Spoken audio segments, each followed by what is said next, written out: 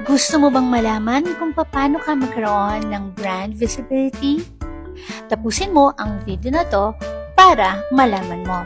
Hi! This is Marilyn at 18 years na akong negosyante mom and nag-share ako ng mga practical tips para sa business and nag-motivate din ako ng mga moms who wants to start their online business.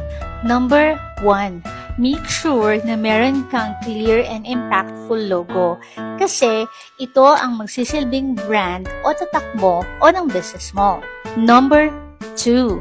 Make sure na maging active ka sa social media kasi dito mo makakausap at malalaman mo kung sino-sino nga ba ang mga audience mo. Make sure din na mag-share ka ng mga regular content at mag-engage ka sa mga audience mo. This is very powerful tools to grow your business. Number 3, gumamit ka ng mga hashtag. It will help grow your business and your audience too.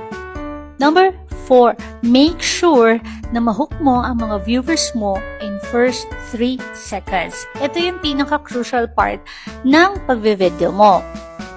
Make them engaging or pwede namang capture viewers' attention, yung medyo nakakatawa. Lastly, provide a quality content na kung saan nagbibigay ito ng value sa iyong audience para naman mag-grow ang kanilang o ang iyong brand awareness. At kung may natutunan ka sa video na ito, like, share, and comment ka lang para makapag-share pa ako ng mas maraming video na katulad nito.